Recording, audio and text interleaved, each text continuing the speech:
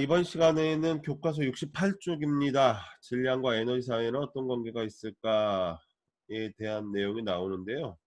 그 핵반응에 대한 얘기가 지금부터 시작됩니다. 자, 오늘 내용, 주요 내용들, 선생님이 준비한 그 PPT 화면 보시고 같이 얘기를 좀 해보도록 하겠습니다.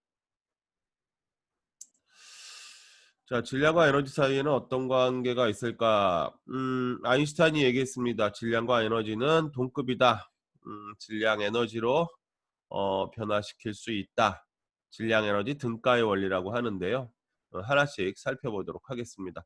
자, 학습 목표부터 확인해 볼게요. 질량의 에너지로 변환됨을 사례를 들어 설명할 수 있다. 우리 교과서에는요, 두 가지 사례가 있어요. 그 핵 분열에 의한 질량의 에너지로 변화되는 사례하고요. 핵 융합에 의해서 질량의 에너지로 변화되는 사례가 두 가지가 있는데요. 그 내용 좀 살펴보도록 하겠습니다. 어, 바로 그냥 토의하기 내용 좀 볼게요. 원자력 발전에서는 발전 이후 많은 양의 방사성 폐기물이 발생한다. 여기서 이제 방사성 폐기물은 크게 두 가지가 있어요. 저준위 폐기물과 고준위 폐기물이 있는데요. 이 사진에 보이는 이 노란색 드럼통 안에 있는 건 저준위 폐기물들이에요. 그 핵발전소 내부에서 사용하는 뭐 작업복이라든가 종이, 기타 다양한 것들을 이 통에 넣어서 시멘트를 부어서 별도의 장소로 보관하죠. 아무튼 이 방사성 폐기물에서는 왜 지속적으로 방사선이 나올까? 결국은 방사선이 지속적으로 나온다는 얘기는 오랜 기간 에너지가 계속해서 나오는데요. 그때 발생하는 에너지가 사람 몸에 지극히 좋지 않다는 내용이죠. 한번 볼게요. 방사성 폐기물에서 지속적으로 방사선이 나오는 이유는 핵분열 과정에서 방출되는 막대한 에너지를 주위의 물질들이 흡수하게 되면서 들뜬 상태가 되었다가 다시 바닥 상태로 돌아가는데 원자마다 그 시간이 다르기 때문에 방사선이 서서히 지속적으로 방출된다. 쉽게 얘기해서요. 물질의 에너지를 흡수해서요. 그 에너지를 다시 방출하게 되는데 물질마다 방출의 어떤 시간이 다르다는 얘기죠. 오랫동안 지속적으로 인제 에너지를 방출하는 경우가 있다. 그때 인제 방출하는 에너지가 사람뿐만 아니라 주변의 환경에 많은 영향을 미치고 있다. 그래서 굉장히 위험하다. 그래서 이런 에너지를 지속적으로 방출하는 이런 폐기물들을 별도의 장소에서 안전하게 보관해야 해야 된다. 그게 인제 음 핵폐기물 저장소죠. 우리나라 같은 경우에는 저준위 이런 핵폐기물들이 경주에 있습니다. 경주에. 경주의 지하 시설에 안전하게 보관되어 있습니다. 나중에 뭐 기회가 되면 그 얘기도 한번 같이 해보도록 하겠습니다. 자, 핵반응에서 만들어지던 에너지. 핵반응에는 크게 두 가지가 있습니다. 여기 나와 있는 것처럼 핵분열과 핵융합이 두 가지가 있는데요. 핵분열과 핵융합은 막대한 양의 에너지를 얻을 수 있는 장점은 있어요. 하지만 이제 분열 같은 경우에는 그렇게 해서 만들어진 폐기물들이 사람들에게 너무나 많은 위험을 초래해요.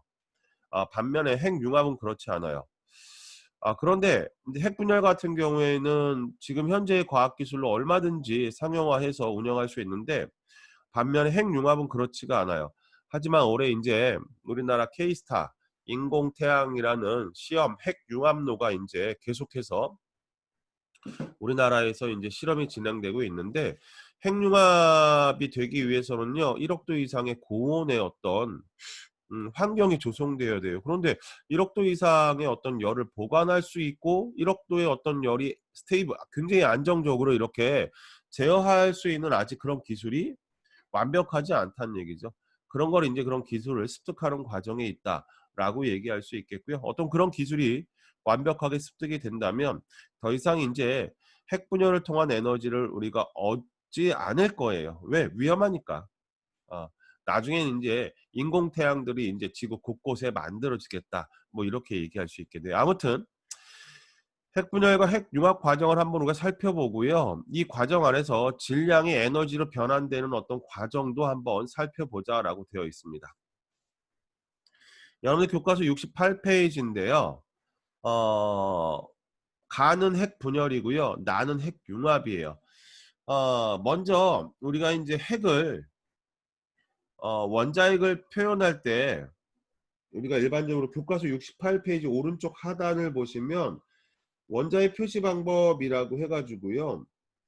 원소 기호가 이렇게 써지면 좌측 하단과 좌측 상단에 이제 숫자를 써지게 되어 있는데, 좌측 하단에 쓰여지는 숫자는요, 원자 핵이 가지고 있는 양성자 수예요. 양성자 수고요. 좌측 상단에 있는 숫자는 양성자 수에다가 중성자 수를 합한 거예요. 자, 우리가 원자 번호가 1번부터 해갖고 아주 낮은 번호대에서는요, 양성자 수가 2개 있으면 중성자도 2개예요. 그래서 양성자를 2개 갖고 있으면 여기 양성자도 2개면 중성자도 똑같이 2개이기 때문에 4라고 이렇게 쓰여져요. 이와 같은 이제 원소가 원자 번호 2번인 헬륨이라는 녀석이죠. 자, 아무튼 이렇게 되는데요. 원자 번호가 커지면 커질수록 이 양성자 수를 우리가 원자 번호라고 하죠. 이 원자 번호가 커지면 커질수록요, 양성자 수와 중성자 수가 같지 않아요. 뭐 그건 좀 참고로 알아두시기 바라겠고요. 여기 중성자 보면요, n이라고 써주고 0, 1이라고 써주죠. 중성자는 그 양성자가 없어요. 0이에요. 그리고 말 그대로 중성자만 있는 거예요. 그래서 n, 0, 1이라고 표현합니다. 양성자 같은 경우에는 양성자가 하나 있고요. 그렇죠. 그 다음에 위에 자, 양성자 플러스 뭐예요? 중성자 수인데 양성자 하나만 있으니까 1, 1. 그래서 P라고 이렇게 써주는 걸 볼 수가 있습니다. 자, 그래서 68페이지요. 오른쪽 하단에 보면 원자를 XAG와 같이 표시할 때 A는 그 원자에 들어있는 양성자수 플러스 중성자수를 나타내며 G는 그 원자에 들어있는 양성자수를 나타낸다. 이렇게 표시되어 있으니까요. 이 부분 잘 참고를 해주시고요. 잠깐만 지우겠습니다. 자, 여기 보시면 먼저 우라늄이라는 게 있는데요. 양성자를 92개나 갖고 있대요. 핵 안에 같은 전하를 띠고 있는 양성자가 플러스 전하를 띠고 있는 양성자가 92개나 있대요. 그러면 양성자끼리는요, 어때요? 서로 밀어내는 청력이 작용하죠. 이 핵 자체가 굉장히 불안해요. 이렇게 불안한 핵에다가 주변에서 어떤 알갱이가 하나 날라와서 이 핵을 빵 하고 때려줍니다. 그 알갱이의 정체가 중성자예요. 그런데 우라늄 같은 경우에는 양성자가 92개고 질량수를 따져봤더니 235예요. 그럼 이거를 92개를 빼주면 92개를 빼주면 3, 하나 넣으면 4, 143개의 중성자가 들어있다는 얘기예요. 이 안에 143개의 중성자가 들어있고, 이 중성자를 흰색으로 표현하고 양성자를 붉은색으로 표현해서 이렇게 핵을 구성하는데, 같은 전하를 띠고 있는 핵이 많다 보니까 핵 자체가 굉장히 불안해요. 그래서 주변에 중성자가 달려와서 딱 때려주면 핵이 이렇게 분열을 하게 됩니다. 핵이 이렇게 분열을 하면서 새로운 원자핵이 이렇게 만들어지는 걸 볼 수 있는데, 이걸 핵 분열이라고 해요. 자, 이와 같은 핵 분열이 이루어지기 위해서는요, 중성자를 쏴줘야 되는데, 중성자는요, 참고로 알아두세요. 빠르게 달리는 중성자가 있고요, 천천히 달리는 중성자가 있는데, 빠르게 달리는 중성자는 핵을 쪼개지 못해요. 그래서 저속 중성자를 쏘아주면 얘가 쪼개져요. 그러면서 새로운 원자핵이 2개로 나누어지고, 그리고 그 안에서 또 중성자가 이렇게 튀어나오는데, 중성자가 현재 몇 개 튀어나오고 있어요? 3개 튀어나오고 있어요.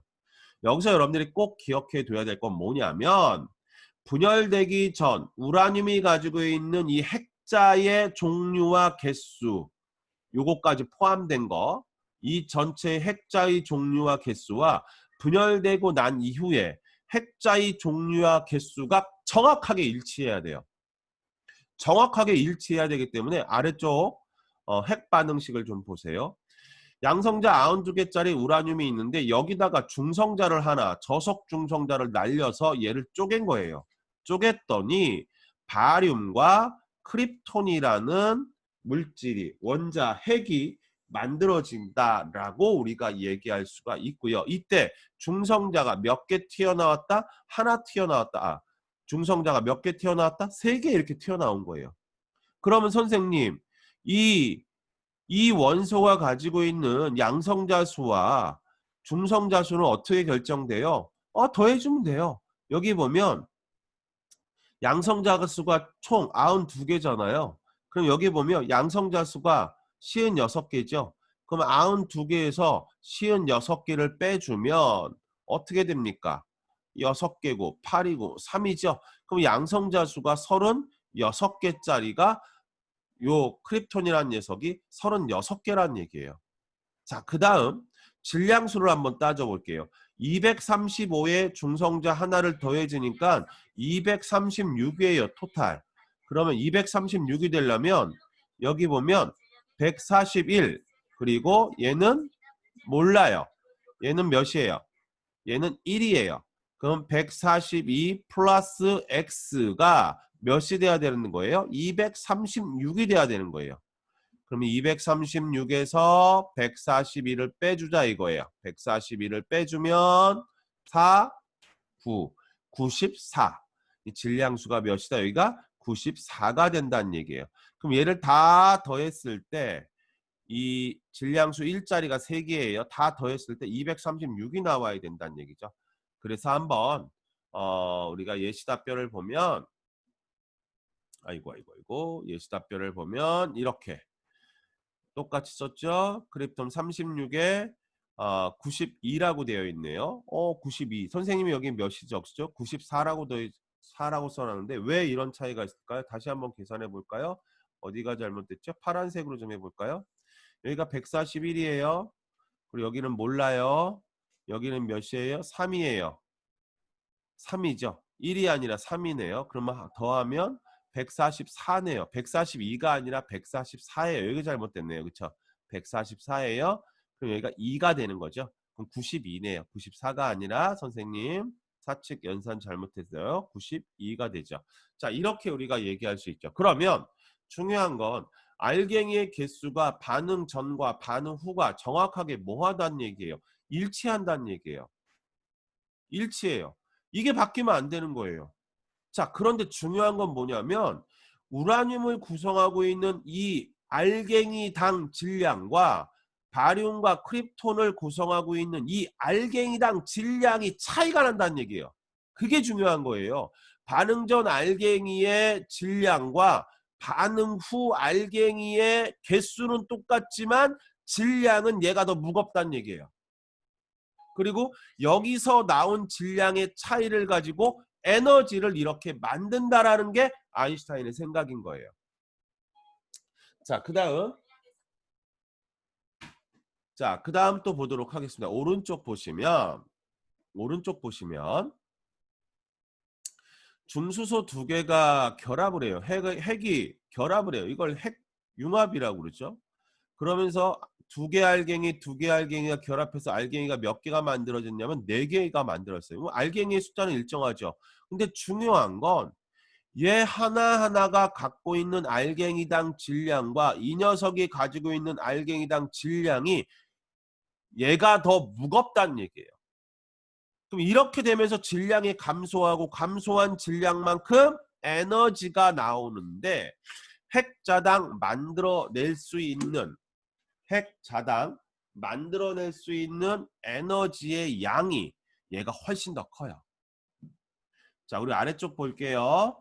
양성자의 수 하나, 양성자 수가 하나이면 중성자도 하나이기 때문에 얘가 질량수라고 그래요. 질량수 2, 그럼 질량수 2, 양성자 수 하나, 그러면 질량수가 보존돼야죠. 질량수라는 건 핵자 알갱이의 개수라고 따지면 돼요. 4개죠? 4개요. 2개죠? 2개예요. 문제는 핵자당 질량이 줄어들었고 줄어든 만큼 에너지가 뭐 됐다? 증가했다. 자,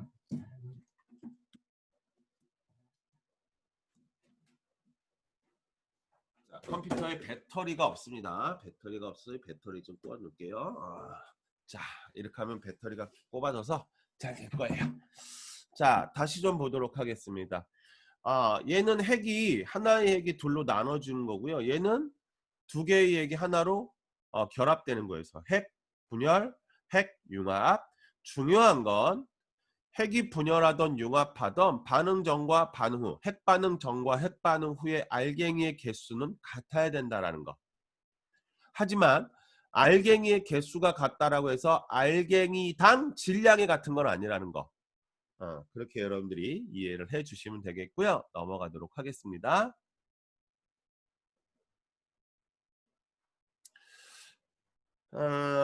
두 명의 짝을 이루어 디딤 자료에 제시된 질량 에너지 등가식 및 핵자들의 질량을 이용하여 핵 반응식에서 발생하는 질량의 차이를 확인해 보고 각 과정에서 에너지가 얼마나 발생하는지 좀 보자라고 되어 있는데요.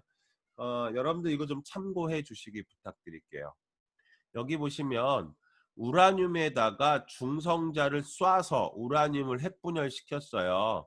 그런데 이 두 녀석의 총 질량을 따져봤더니 이렇게 나온다고 합니다. 자, 더욱 중요한 건 이렇게 해서 우라늄이 바륨과 크립톤의 핵으로 핵 분열되면서 중성자 3개가 튀어나와 있죠.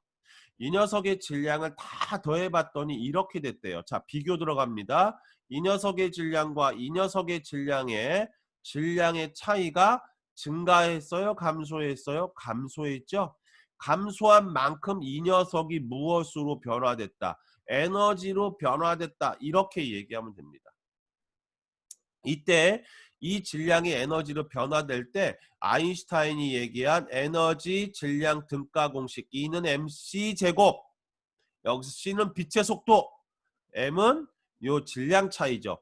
질량 차이가 아무리 작더라도 빛의 속도의 제곱만큼의 그만큼의 에너지로 변환되기 때문에 막대한 양의 에너지가 발생한다. 그래서 여기 보면 핵자당 이만큼의 에너지가 아래쪽에 발생한다라고 이렇게 되어 있는 걸 볼 수가 있습니다. 자, 지울게요. 넘어가도록 하겠습니다.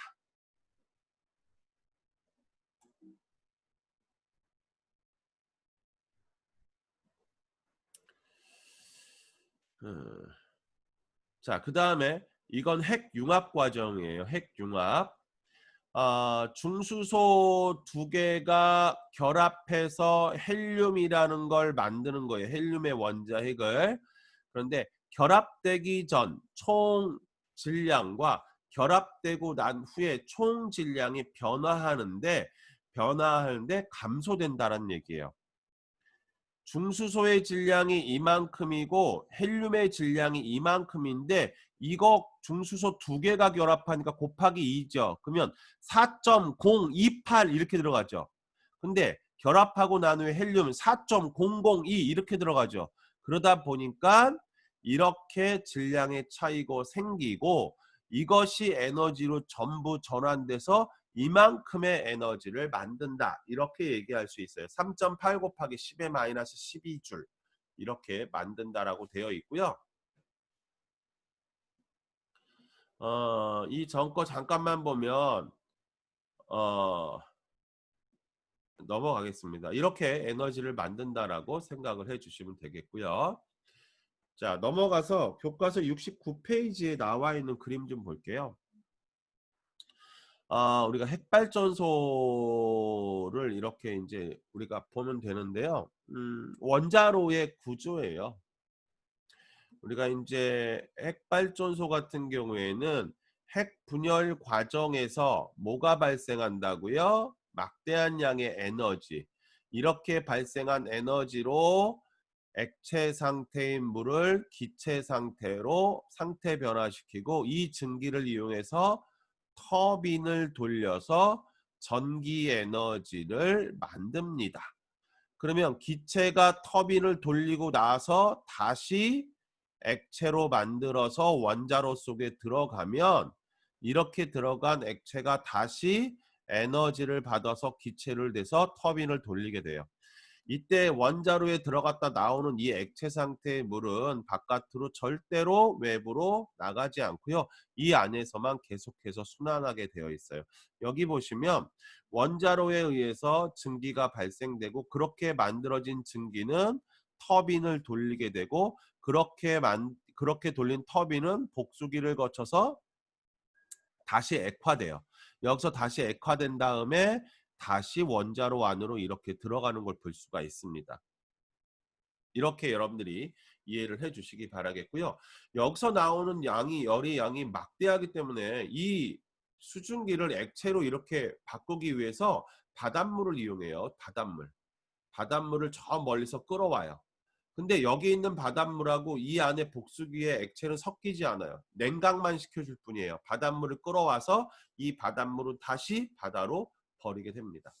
이와 같은 과정을 겪으면서 발전을 한다라는 거 기억해 두시고요. 넘어가도록 하겠습니다. 자, 이번에는 그림 나지요. 이거 핵융합이에요. 핵융합인데 여러분들 여기 있는 거 그림 잘 좀 기억해 두세요. 핵이 결합해서 새로운 원자핵을 만드는데 핵자의 개수는 변하지 않아요. 하지만 핵자당 질량이 줄어들고 그렇게 줄어든 질량이 에너지로 변환된다라는 거 기억해 두시기 바라겠습니다. 넘어갈게요.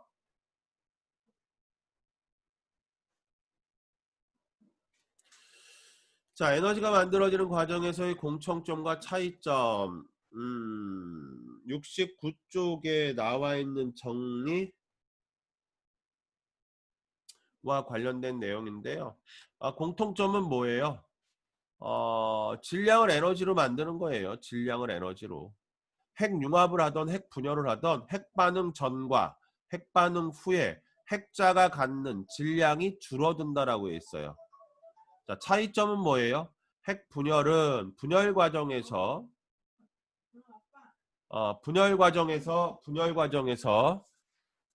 과정에서 질량이 변화되는 거고요. 핵융합은 핵과 핵이 결합되는 과정에서 질량이 변화된다. 이렇게 얘기할 수 있고요. 핵이 분열하기 위해서는 저속 중성자가 필요하다고 그랬죠. 저속 중성자가 날라와서 우라늄을 빵 때리면 또 다른 핵이 만들어지고 이때 또 중성자가 3개가 나오는데 이때 나오는 중성자는 고속 중성자이기 때문에 이 고속 중성자를 저속 중성자로 만들어줘야 돼요. 그걸 감속제라고 그래요. 그래서 감속제를 넣어줘서 저속 중성자가 만들어지면 각각의 저속 중성자는 또 우라늄을 때리게 되겠죠. 그러면서 핵분열이 일어나는데 중요한 건 중성자의 수가 많으면 핵분열이 너무 강하게 일어나요. 큰일 나요. 그래서 중성자의 숫자도 뭐 해야 된다. 그래요. 중성자의 숫자도 계속해서 관리를 해줘야 돼요. 제어봉을 통해서 중성자를 막 흡수해요. 뭐 그런 내용들이 여러분들 교과서 70페이지에 나와 있는데 조금 있다가 다시 얘기를 좀 해보도록 하겠습니다. 요거 잠깐만 지우고요. 넘어가도록 할게요. 핵분열을 이용한 원자력 발전의 장점과 단점. 장점은 뭐예요? 막대한 에너지를 얻을 수 있는 거예요. 단점은 폐기물을 처리하는 게 너무나 힘들자. 그렇죠?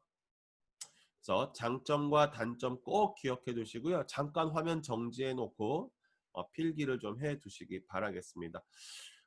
특히 이제 연쇄 반응 제어를 해야 되는데 연쇄 반응 제어 못하면 이게 폭탄되는 거예요. 원자 폭탄이에요.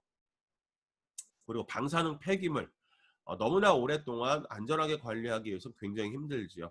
그리고 오랫동안 발전소를 사용하고 나면 그 발전소를 폐기 처분해야 되는데 그 폐기 처분할 때도 천문학적인 돈이 많이 들고 있습니다. 그래서 아, 굉장히 이걸 생각을 많이 하고 우리가 해야죠. 우리는 불가피하게 핵발전소가 굉장히 많이 만들어진 국가 중에 하나고요.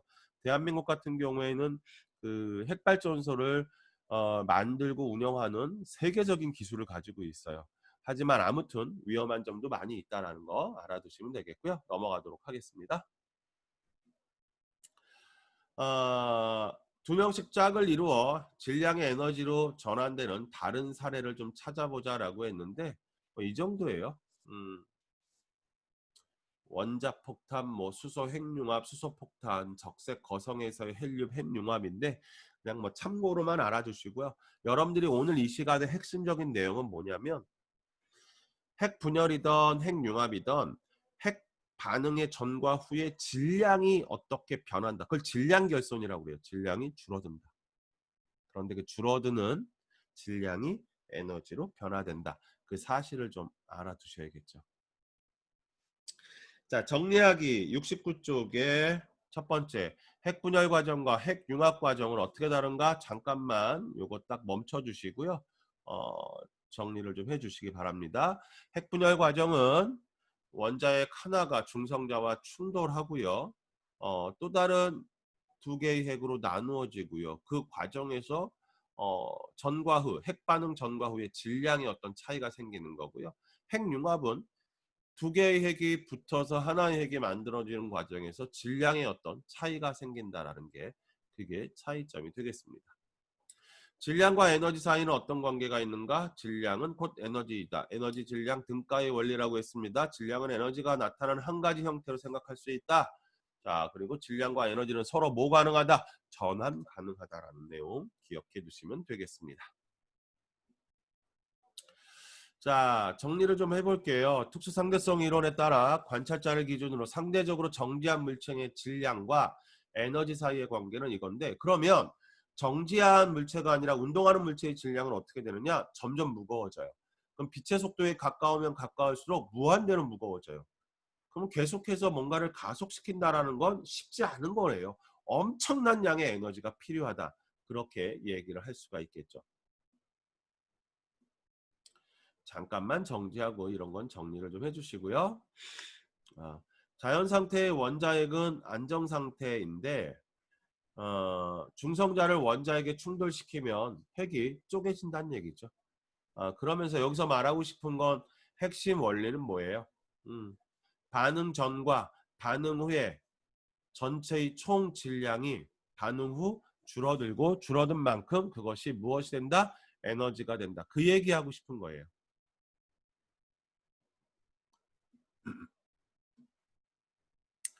자, 여러분들 교과서 68쪽에 핵분열 사진을 좀 보고 다시 한번 보세요. 먼저 연쇄 반응이라는 개념이 나와 있는데 핵분열 과정에서 중성자가 생성되고 다른 중성자와 충돌하여 핵분열을 계속해서 일으키는 것. 연쇄 반응이라고 해요. 체인 리액션이라고도 하는데 체인 리액션이라는 옛날 영화가 하나 있어요. 키아누 리브스 주연의 영화인데 과학과 이 내용하고 좀 연관이 많이 되어 있어요. 혹시 여러분들 찾아볼 수 있으면 한번 시청을 해보는 것도 좋을 것 같습니다. 원자력 발전소에서는 이런 것들이 있대요. 제어봉이 있고 감속재가 있는데 여러분들 교과서 70페이지를 좀 봐주시기 바라겠습니다. 교과서 70페이지를 보면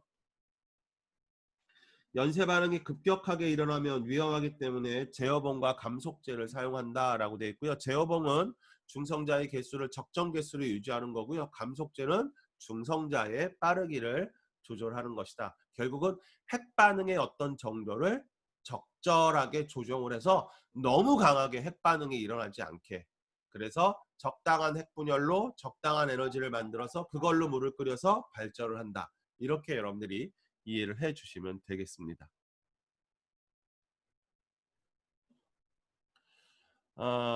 핵융합의 원리는요. 고온고압 상태에서 정전기적 반발력을 이기고 수소 원자핵이 충돌해서 뭐를 만드는 거다? 헬륨인데요. 고온고압이 뭐 1억도 이상이에요. 1억도 이상이기 때문에 일반적인 핵융합은 태양과 같은 별에서나 이루어지지 지구에서 이거를 실현시킬 수가 없었는데 우리나라가 K스타라는 걸 만들었어요. 실현시키기 위한 첫 단계를 우리나라가 성공한 거죠. 유튜브에 K스타와 관련된 동영상을 한번 찾아보시면 재미있는 영상을 또 확인하실 수가 있습니다. 자, 확인하기 보도록 하겠습니다. 확인하기 보도록 하겠습니다. 교과서 69쪽에 맨 아래쪽에 있는데요. 먼저 여러분들 문제 풀어본 다음에 선생님 영상을 좀 확인해 보시면 되겠는데 동전의 질량은 대략 이만큼 된대요. 이 동전이 에너지로 바뀌면 이만큼의 에너지래요. 야, 동전 하나가 에너지를 바꿔도 이만큼. 일줄이 어느 정도의 에너지라고? 일줄의 예를 들게요. 일줄만 생각한다면 작은 사과 하나를 1m 높이까지 올리는데 사용하는 에너지를 내가 일반적으로 일줄이라고 그래요. 야, 그런데요 10에다가 14제곱이래요. 10의 14제곱. 이건 엄청난 양의 에너지가 만들어진다. 이렇게 큰 에너지가 만들어지기 때문에 우리가 위험을 무릅쓰고 핵발전을 한다. 이렇게 여러분들이 이해할 수도 있겠죠. 다음 문제 보도록 하겠습니다. 두 번째, 현재 세계 각지의 방사성 폐기물의 현황 및 방사성 폐기물 처리하는 방법을 조사해 보자라고 하는데요. 시간 되면 좀 조사를 좀 해 보시기 바라겠습니다. 음.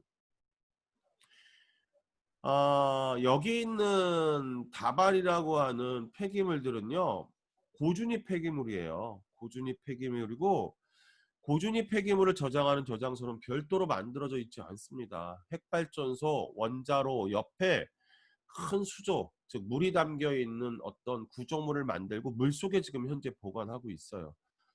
얘를 어떻게 재처리를 해야 되는 거잖아요.